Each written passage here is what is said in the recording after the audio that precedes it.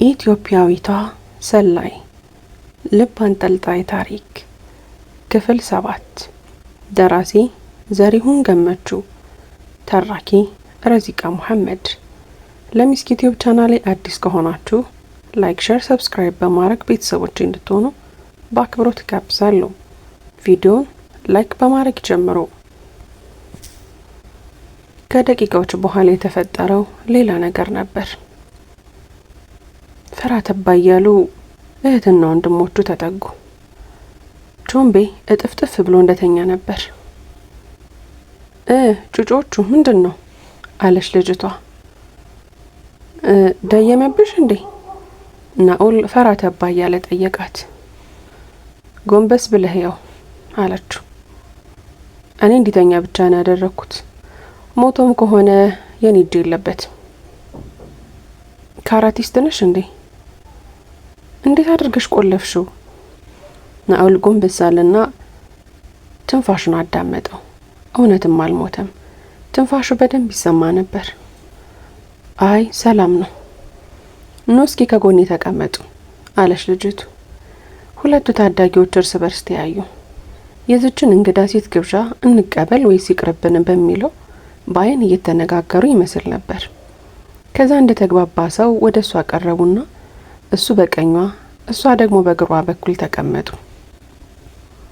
እዚህ ቆያችሁ ማለቴ በረንዳ ላይ ብላ ጠይቀቻቸው። አዎ 1 አመት ሊሞላን ነው። ታዲያ አይተናኮላችሁም? በተለይ እንጂ። አይ እንደመጣን ሰሞን ያስቸግሩን ነበረ፣ ግን እዚያ ፖሊስ ጣቢያ የሚሰራ ፖሊስ አባታችንን በደንብ ያውቀው ነበር። እነዚህ ሰፈር ላሉት ጉልቤዎች በጠቅላላ ማስጠንቀቂያ ሰጥቷቸዋል። አንድ ሰው እኛን ቢያጠቃ ሁሉንም እንደሚያጠፋቸው ስለነገራቸው አይነኩንም። በሰላም እየኖሩ ያሉበትን ምክንያት በግልጽ አብራሩላት። ለጊዜው ጥሩ ነው፣ ግን እዚህ ጎዳና ላይ እስከኖራችሁ ድረስ በሌላ ሰው ላይ ተማምናችሁ እስከመጨረሻው ከጥቃት ተጠብቃችሁ መኖር አትችሉም። ያላችሁት ፖሊስ አዛዥ የመንግስት ቅጥረኛ ነው።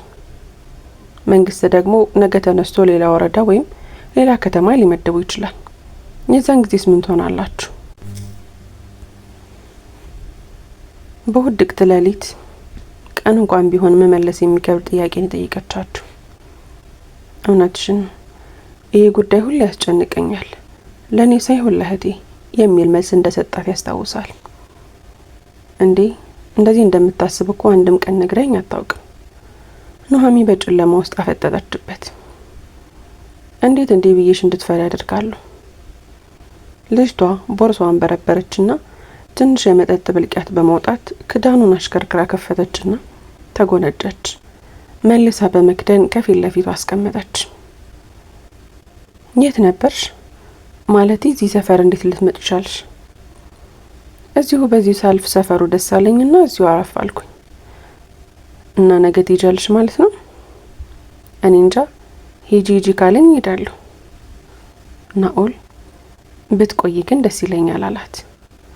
እንደዛ ያላት ልጅቷ በእድሜ በጣም ታላቅ ብትሆንም ገና እንዳያት በጣም ስለወደዳት ነበር። የዛን ጊዜ ስለሷ የተሰማው ስሜት ዛሬም ድረስ በልቡ ላይ ተቋጥሮ እንደጎረቆረው ነው። ዞር ብላየችውና እጆቿን ዘርግታ ጸጉሩን እያሻሸች ጎረምሳው ተከየፍክብኝ እንዴ ነበር ያለችው።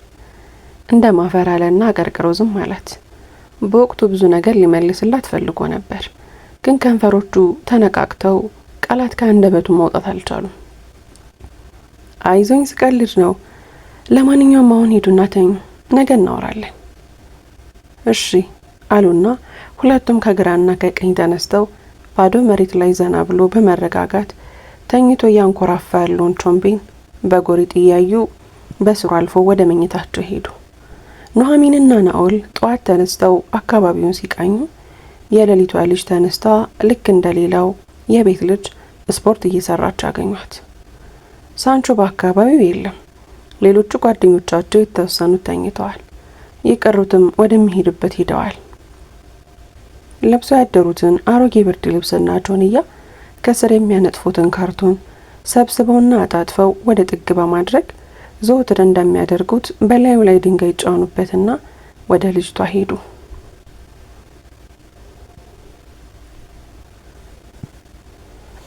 ጩጮቹ ተነሳችሁ በሚል ጥያቄ ነበር የተቀበለቻቸው። አዎ ቡሌ ፍለጋ ልንሄድ ነው። ትመጫለሽ? አዎ አለችና ስፖርቷን አቋርጣ ፌስታሏን ያዘችና ተከተለቻቸው። የት ነው የምንበላው? ሁለቱም አፍጥጠው። እንዴ ገና ሆቴል ሄደን ተመላሽ ጠይቀን ነው። ኑሐሚ ነበረች በመኮሳተር የመለሰችላት። አይ ብር አለኝ፣ ለምን ገዝተን አንበላ? ሁለቱም በደስታ ፈገግ አሉ። ስንት አለሽ ብሎ ጠየቃት። ጅንስ ሱሪዋ ኪሷ ውስጥ እጇን ሰደደችና 200 ብር መዛ ወጣች። አይበቃም? አረ ይበቃል። ነይ ዝናሽ ጋር እንሂድ። ዝናሽ ማነች? እዛ ነዳጅ ማደያው ጎን ዳስ ውስጥ ቆቀር ሳምቡሳና ሻይ ምናምን የምትሸጥ ጀለሳችን ነች። ሳንቲም ሲኖረን እሷ ጋር ነው የምንሄደው። ጥሩ ልጅ ነች። ሳንቲም ሲጎለን ደግሞ ሁሌ ትሞላልናለች። ናኦል አብራራላት። ጥሩ ነው፣ በቃ እንሂድ። ታስማሙና ወደዛ ሄዱ። ሶስቱም በደንብ እስኪጠግቡ ድረስ ቁርሳቸውን በሉ። እንደወጡም በሉ ደህና ዋሉ ብላ የስንብት ቃል አሰማቻቸው። ሁለቱም ያልጠበቁት ነገር ስለነበረ ደነገጡ። ምን ነው ልትሄጂ ነው? አዎ ምን ነው? አይ ጥሩ ልጅ ነበርሽ፣ ባትሄጂ ደስ ይለን ነበር። እሺ አንተ ደስ ካለ ተመልሼ እመጣለሁ አለችው። በእውነት? አዎ የሆነ ቦታ ደርሼ 9 ሰዓት አካባቢ እመጣለሁ። እሺ ቻው እንዳትቀሪ። እሺ በሉ ደህና ዋሉ። ፊቷን አዙራ በተቃራኒው አቅጣጫ ነበር መጓዝ የጀመረችው። እነሱንም ፊት ለፊታቸውን ይዘው 3 የሚሆኑ እርምጃዎችን ከተራመዱ በኋላ ናኦል ድንገት ዞር አለና እህቴ ሲል ጠራት። ምን ነው? ስምሽን እኮ አልነገርሽንም አላት። ምስራቅ እባላለሁ። ስሟ ከአንደበቷ ተስፈንጥሮ ሲወጣ ወዲያው ነበረ ልቡ ላይ አርፎ ቅልጥልጥ በማለት ከመላ ሰውነቱ ጋር የተዋሃደው። ምስራቅ አንጸባራቂና በብርሃን የተሞላ ስም ይላል ሁልጊዜ። ከዛ የኔ ደግሞ ናኦል፣ የእህቴ ደግሞ ኑሐሚ ብሎ ነገራት። እሺ ቻው ናኦል። ፊቷን አዞረችና እርምጃዋን ቀጠለች። ጎኑ ያለችው እህቱ በክርኗ ጎሰመችው። እንዴ ምን እየሆንሽ ነው? ምን አረኩ?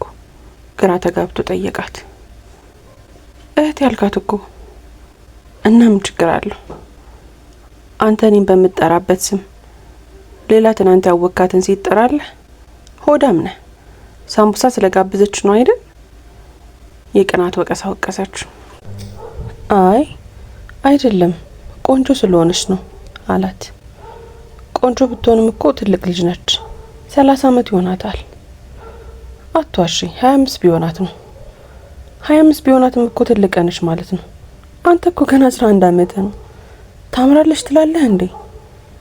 አሸፈችበት። አሁን ስራ እስኪደርስ እንሂድ። በወቅቱ ሁለቱም በቀን 30 ብር የሚያስገኝላቸውን ቋሚ ስራ ነበራቸው።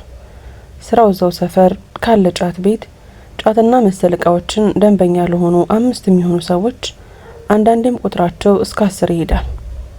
ከ6 እስከ 8 ሰዓት ባለው ጊዜ ውስጥ በየቤታቸው ማድረስ ነበር። ሁሉም ቤት የሚሄዱት አብረው ነው።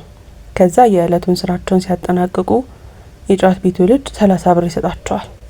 ታዲያ ብቸኛ ገቢያቸው ያ ብቻ አልነበረም።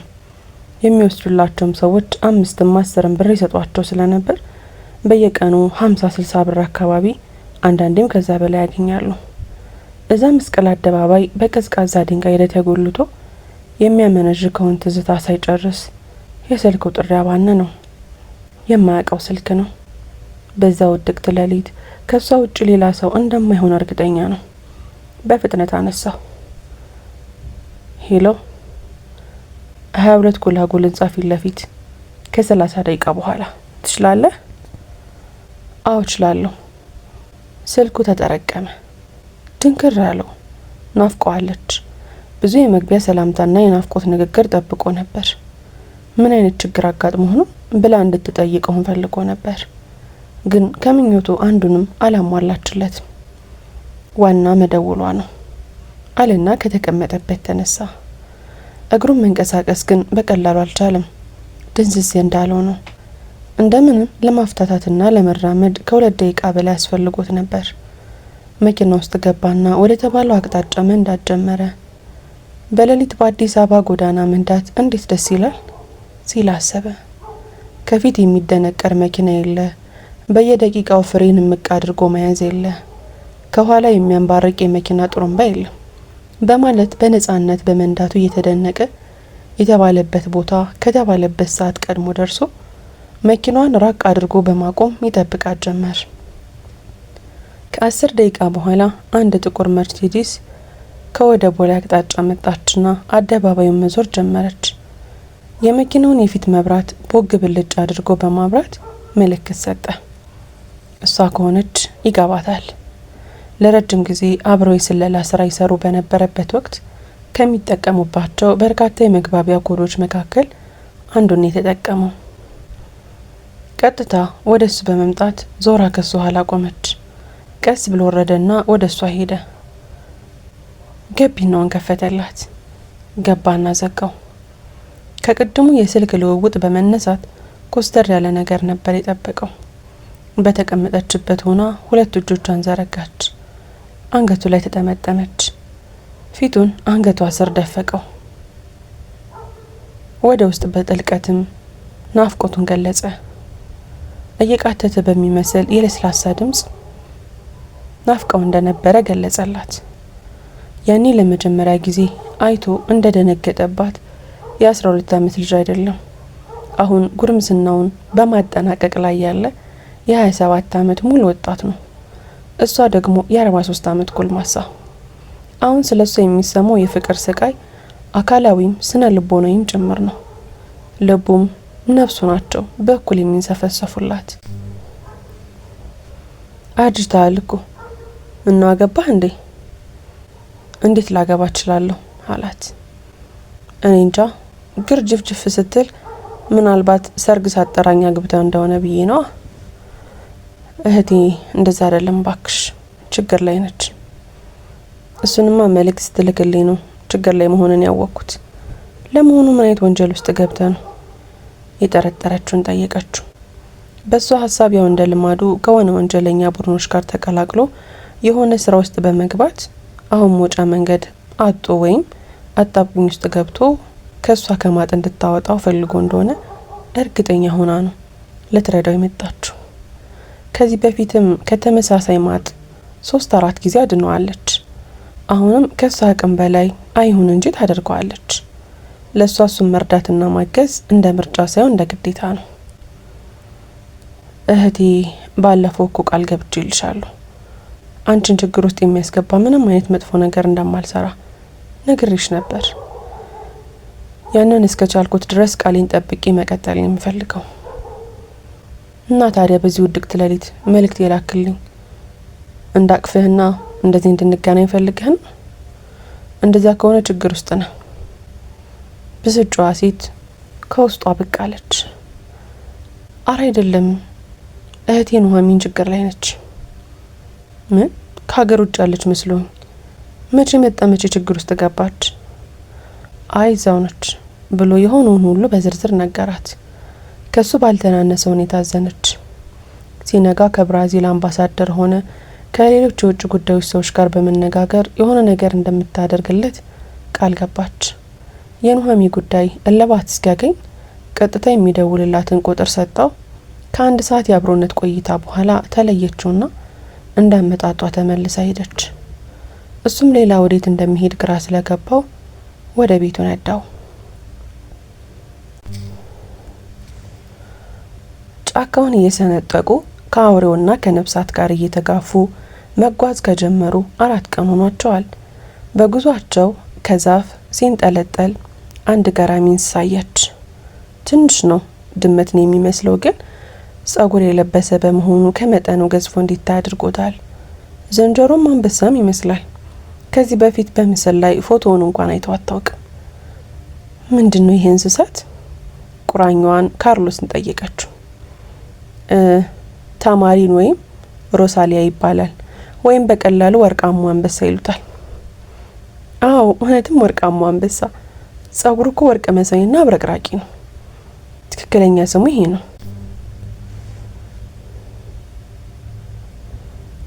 ዝርያው የዝንጀሮ ቢሆንም እንደምታዩ ግን አንበሳን የሚመስለው። የዚህ ፕሪሜት ልዩ ቀለም ምናልባት በጠንካራ የፀሐይ ብርሃን ጥምረትና በአመጋገብ ውስጥ በሚገኙ የካሮቲኖይዶች ብዛት ላይ ተመሰረተ ነው የሚል መላምት አለ። እንደምታዩ አስደናቂ ገጽታ አለው። ወፍራም፣ ለስላሳ፣ ደማቅ ቀይ ጸጉር እንዲሁም ጥቁር ፊትና ትልቅ ቡናማ አይኖች ያሉት አስደማሚ ፍጡር ነው። ስላየሁት ደስ ብሎኛል። የማልሞት ቢሆን ኖሮ እዚህ መጥቼ ስላየሁት እያንዳንዱ ድንቅና አስደሳች ነገር ስለ እንስሳቱና ስለ ጥቅጥቁ ደን፣ ስለሚንቀዠቀዠው የአማዞን ወንዝ ለወንድሜም ለጓደኞቼም በደስታ ነገራቸው ነበር። ግን ምን ዋጋ አለው? ከገባችበት ጊዜ የደስታ ስሜት ወጣችና ሀዘን ውስጥ ገባች። አይዞሽ እስካሁን በሕይወት አለሽ፣ ለጊዜው ያበቂ ነው አላት። እንዳልክ ይሆንልህ አለችና ዝምታ ውስጥ ገባች። እኩለ ቀን ላይ አማዞን ወንዙን ታኮ የተመሰረተች የደቡብ ኮሎምቢያ የጠረፍ ከተማ ከሆነችው 35,000 ነዋሪዎች ከሚኖሩባት ላቲሲያ ከተማ ደረሱ። ይህች ከተማ 3 ሀገሮች ማለትም ፔሩ፣ ኮሎምቢያን፣ ብራዚል የሚገኙባትን ወደ ላይ ፈቅ ብላ የምትገኝ በአሳ ምርቷ የታወቀች እጥር ምጥን ያለች ከተማ ነች። የኮሎምቢያ መንግስት ግዙፍ የሆነ የአሳ ምርቱን ከአካባቢው የሰበሰበ በጀልባ በመጫን ወደ ማዕከላዊ የሀገሪቱ ስፍራዎች የሚጫንባት ወሳኝ ከተማ ነች። ከተማዋን በሩቅ ሲያዩትና ጉዞዎቿንም በዛ አቅጣጫ ሲያቀኑ ቀጥታ ወደ ከተማው ዘልቀው የሚገቡ መስሏት ደስ ብሏት ነበር። የዛም ምክንያቱ ህዝብ ያለበትና የመንግስት ተቋማት የሚንቀሳቀሱበት ስፍራ ላይ ከደረሰች በተቻላት መጠን ለማምለጥ ትሞክራለች። ያ ከሆነ ደግሞ ጥረቷ የመሳካት እድሉ ከፍተኛ እንደሆነ ስሌቱን ስለሰራች ነው። ይሁን እንጂ አጋቾቿ የገመተቻቸውን ያህል ጥንቃቄ አልባ አልነበሩም። በዛ ምክንያት ወደ ከተማዋ አልገቡም። ይልቁንስ ከተማዋን በቅርብ ርቀት ታካ አማዞን ጉያ ውስጥ ተውሽቃ ከምትገኝ ነባር ጎሳዎች ወደሚኖሩባት ወደ አንድ መንደር ነው ጎራ ያሉት። እርግጠኛ ነኝ ይሄ የመጨረሻ የጉዞ መዳረሻችን ነው ካርሎስን የምትጠይቀው። አይመስለኝም፣ ግን የተወሰኑ ቀናትን እዚህ የምናርፍ ይመስለኛል ሲል መለሰላት። በሩቅ ወደምትታየው ከተማ የምንገባ መስሎኝ ነበር። ወደ ላቲሲያ ማለትሽ ነው? ወደዛ ለመግባታችን ጥሩ። ላንቺ ምንም ነገር የሚጠቅም አይገኝበትም። ከነዋሪዎቹ ከግማሽ በላይ የኛ ሰዎች ናቸው። ተስፋ ቆረጠችና ዝም አለች። የቡድኑ ሰዎችን ለመቀበል 3 የሆኑ የመንደር ሰዎች መጡና አወሯቸው። ከተወሰኑት ጋር የሞቀ ሰላምታ ተለዋወጡ። አንድ ወለሉ በአየር ላይ ተንጣለለ በስሩ ውሃ የሞላበት ርብራብ የተሰራ የሳር ክዳን ፊት ለፊታቸው ይታያል። ወደዛው መጓዝ ጀመሩ። ቤቱ ሰፋ ያለ ግን ደግሞ እቃ አልባ ነበር። ቁራኛዋ ሰንሰለቱን ከላዩ ላይ አላቀቀና ለብቻዋ ተዋት። ሁሉም በተርታ መቀመጫ ይዘው ተቀመጡ። ምግብ ቀረበላቸው። ሁሉም ተርበው ስለነበር የምግብ አይነቱ ሳያስጨንቃቸው በፍቅር በሉ። የሚጠጣ ነገርም ቀረበላቸው። ጠንከር ያለ መጠጥም ጠጡ። እሷ መጠጣት አልፈቀደችም። ውሃ ቀረበላት። እሱን ጠጣች። የምግብ ስርዓቱ ካለቀ በኋላ እሷን እዛው ቤት ውስጥ ተዋትና ከውጭ ቆልፎባት ወጣው ሄዱ። ቤቱን ክፍት ትተውት ቢሄዱም የምትሄድበት ቦታ የላት። መቼስ በቃ ተመለሽ ሂጂ ቢሏት እንኳን የ4 ቀን መንገድ በእንደዚህ አይነት ጥቅጥቅ የአማዞን ደን እየታገለች አረንጓዴና መርዛማ እንቁራሪቶችን ሰውነት ላይ ከተጣበቁ የማይላቀቁ ጉንዳኖችን ተቋቁማ ወደ ኋላ ተመልሳ ፔሩ ገባለሁ የሚል ግምት የላት። እርግጥ ወደፊት ቀጥላ በ5 ኪሎ ሜትር ርቀት ላይ ከምትታየው ላቲሲያ ከተማ ልትሄድ ትችላለች። ግን ሙሉ ከተማው የራሳቸው የጋንግስተሮቹ ግዛት እንደሆነ ካርሎስ በግልጽ ነግሯታል።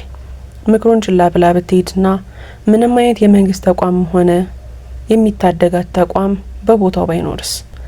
ጠቅለል አድርጋ ስታስበው ካለችበት ስፍራ አምልጦ ነጻ መውጣት የማይተገበር ምኞት ሆኖ ነው ያገኘችው። ውድና የተከበራችሁ የምስኪ ዩቲዩብ ቻናል ተከታታዮቼ ክፍል 8 ይቀጥላል። ታሪኩን ከወደዳችሁት ላይክ፣ ሼር፣ ሰብስክራይብ ማድረጋችሁ እንዳትረሱ። በቀጣይ ክፍል እስከምንገናኝ በያላችሁበት ቀንና ሌላችሁ ሸጋ ይሁንልኝ።